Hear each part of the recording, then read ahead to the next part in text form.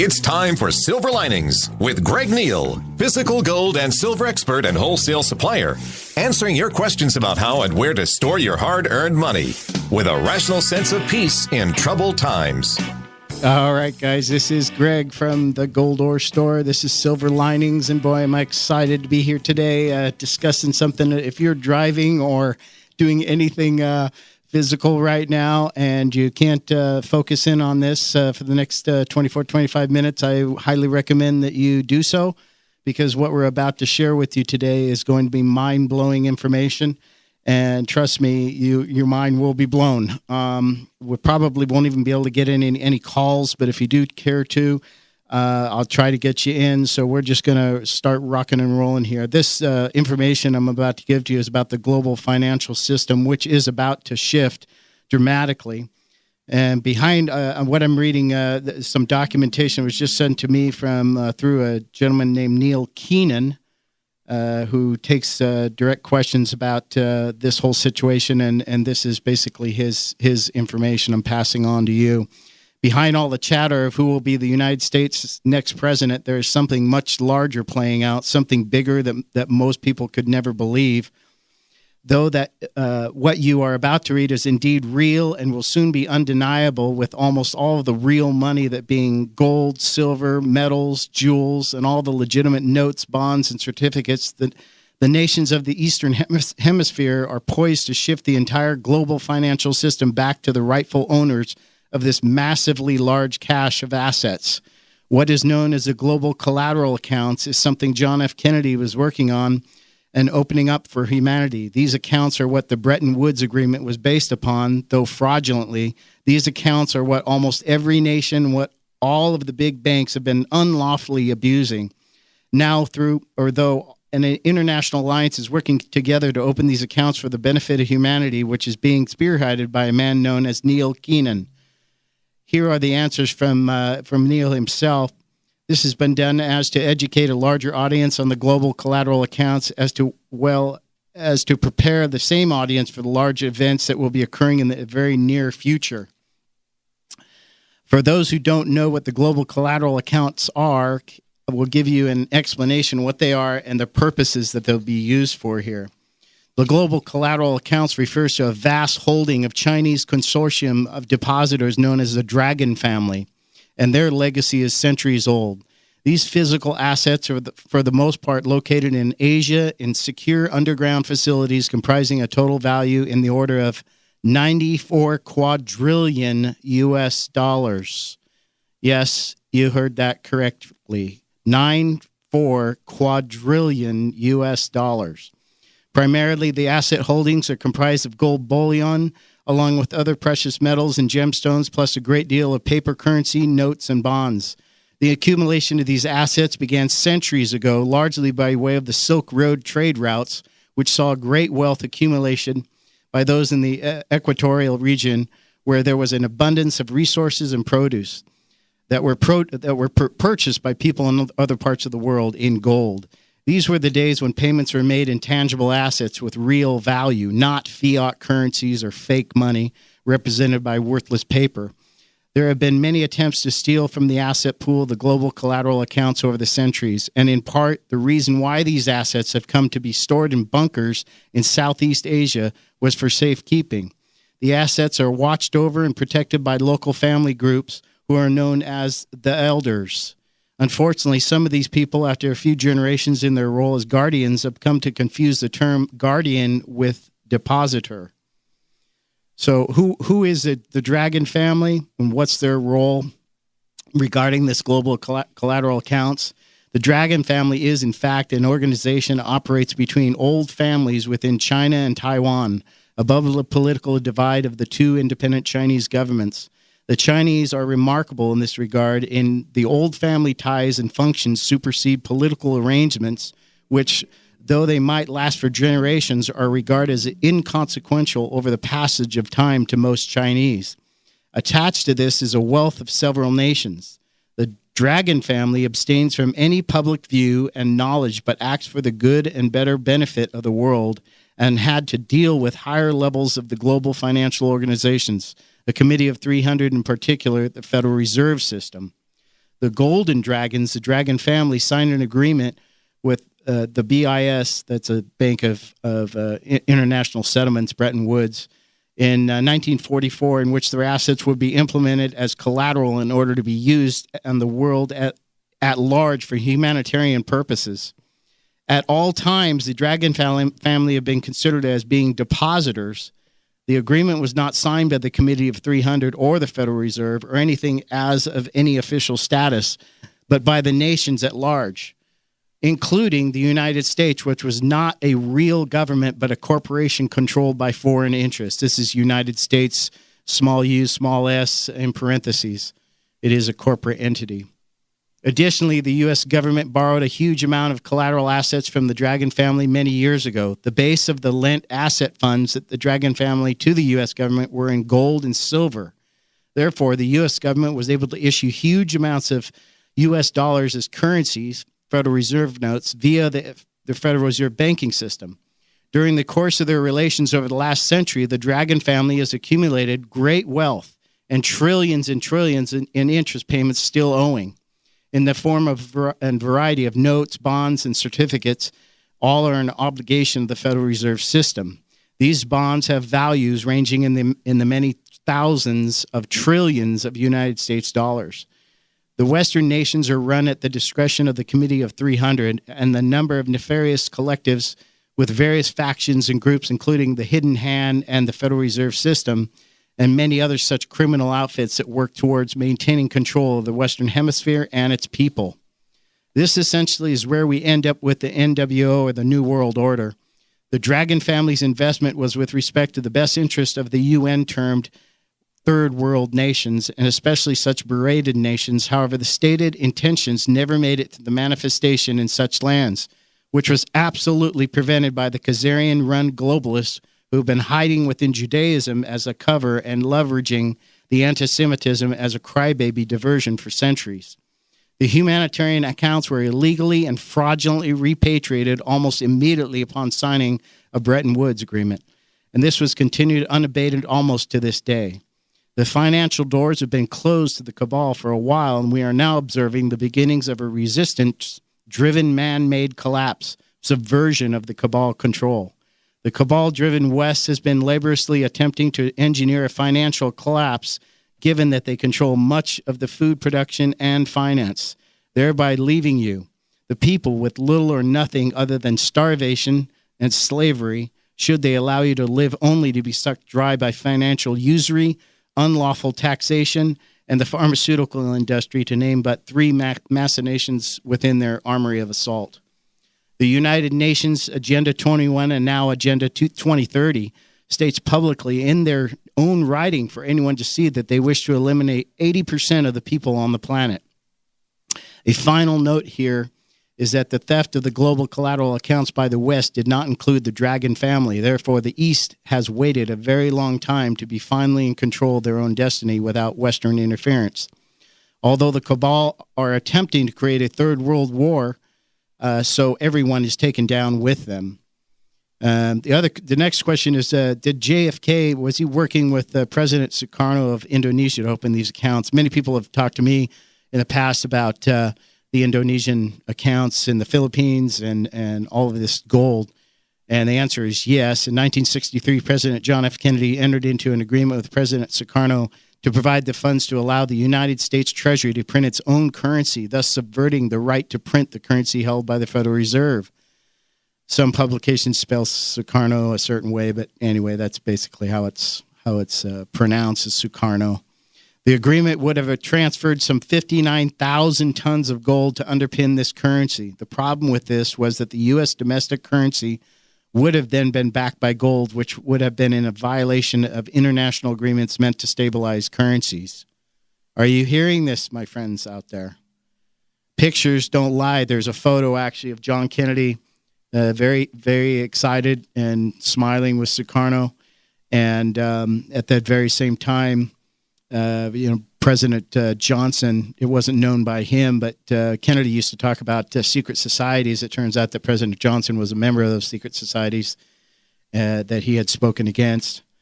This gentleman's Pentagon sources advised me that Johnson was involved in the murder of JFK.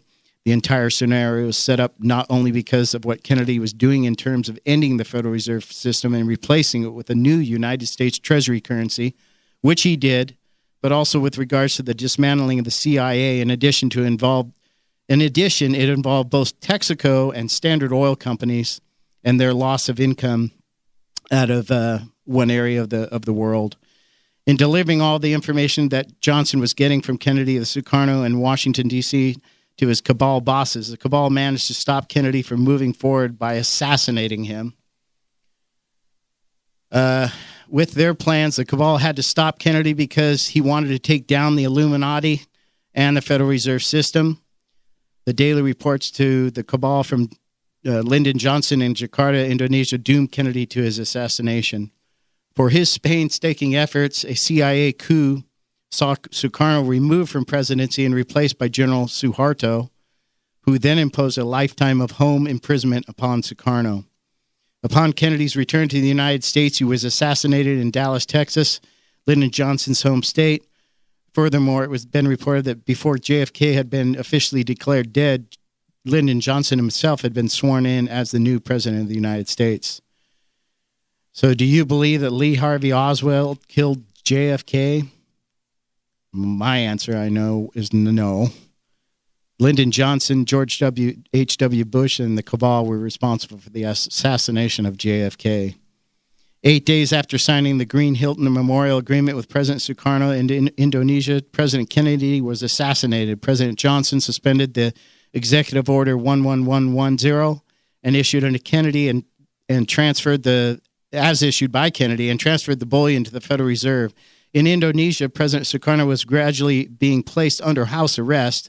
The Green Hilton Agreement was implemented in 1968 when Sukarno fell from office, and at that time, the global trade made it imperative to have a global currency.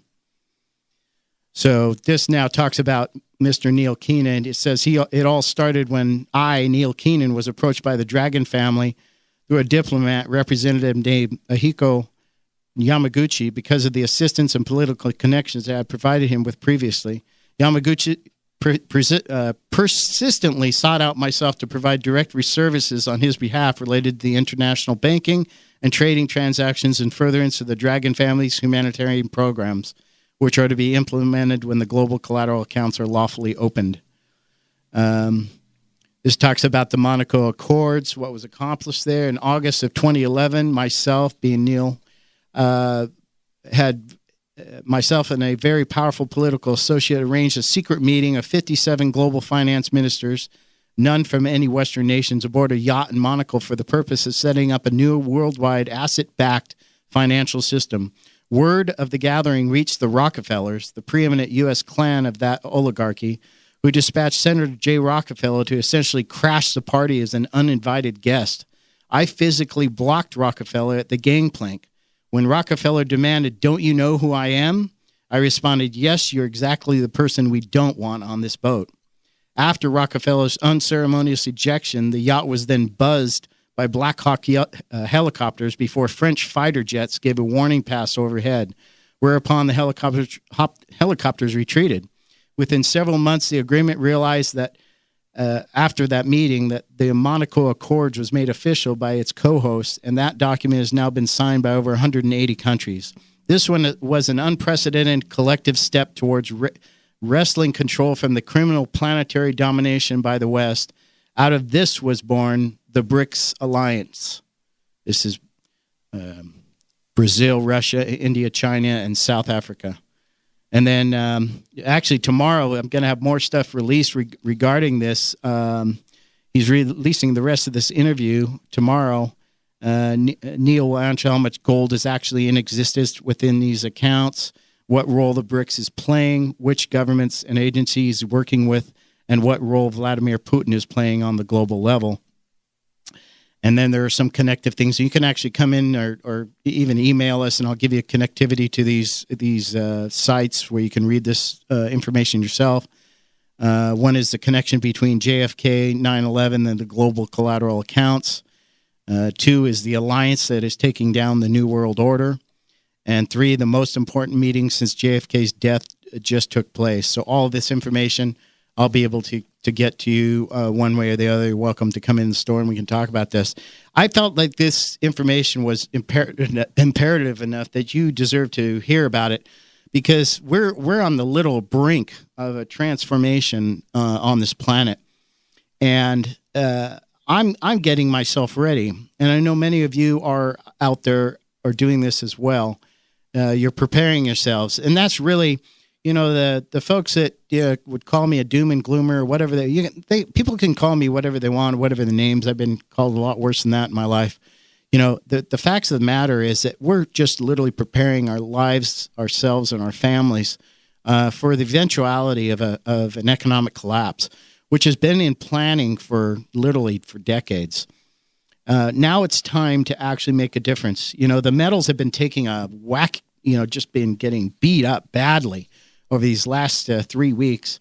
There's been a sudden and swift fall in precious metals prices that takes center this week as gold has dropped to $1,250 level and silver down to the area of $1,725 after relatively tight range-bound trading on October 4. Gold plunged nearly $40 per ounce, a sign of panic selling on behalf of one or more major market players. The slide for the yellow metal continued, breaking below 200-day average. Silver was battered as well, and is currently, as of this writing, down 10% since this past Friday, is on pace for its worst week in almost 4 years, going back to April of 2013. The causes were not immediately apparent, as there were no events that usually spark metals movements. Domestically, there were no Federal Reserve meetings or announcements on economic reports. In this case, reasons can be found overseas. First, a rumor was leaked from European Central Bank, the ECB, that it would look at decreasing its asset purchase program, an action referred to as tapering in England. The talk of a so-called hard Brexit sent the British pound tumbling along with the Japanese yen and sent the U.S. dollar soaring, which put pressure on precious metals, which were already falling. Additionally, China, normally a buyer in gold and falling market, is on a week-long holiday and their markets are closed, so the traders are absent during this active week. Speaking optimistically, though, this dip in prices can fuel a demand for physical bullion, particularly silver right now. We've seen an increased buying demand of massively in 90% silver as well as bullion out of our store. Silver Eagles as well, huge demand in those always. The spot price may fall further. It's like, let's just keep buying, folks. Don't let up because you see basically a bunch of criminal acts by, manipulating this market the way they are right now. Just continue to buy. If you've been planning on it, come on in. The prices are ridiculous low right now, and the deals are all over the place. Remember, this is Greg from the Gold Ore Store, 7 North Main Street. Our number is 435-703-9119. We're at 7 North Main Street in downtown historic St. George. We've been here now for 4 years. We're excited to continue doing what we're doing. We've been selling an enormous amount of metal over the last several weeks. A lot of folks are really engaging in these low prices, and the deals are unbeatable in this area. Our prices are, you could go, I don't even know how many miles to, and even if you do find a better deal or, lower price somewhere else, we're meeting those deals and, getting the deals done for folks. We basically, won't be undersold. And we're doing a great job of taking care of our clients. And, it won't be much longer before we're dealing with a market that the price, the problem is going to end up being, folks, that you will not be able to get the product. And that's the real issue. You will not be able to get gold and silver because the demand will be so heavy against it. And right now it's pushing the suppliers and mints and the mining industry to the brink. In what other market are you aware of where you can go into a store where the price is dropping, but the demand is through the roof? Does this sound like capitalism to you? It sounds like cronyism to me, and it's criminal activity is what's going on with regard to the pricing. Demand is through the roof. Product is still fairly readily available. And price keeps going down. Does this sound like capitalism to you? It sounds like it's criminal activity to me. And, we're dealing with it the best way we can, and we're still able to get product for folks that, very low premiums. So if you have any questions about any particular product, please give us a call. We'll take a call right now if we got one. Yeah. Caller, go ahead. This is Greg. Yes, regarding the information that you shared today, how does that affect me? Why should I be worried about that whole situation? Is that affecting my bank accounts?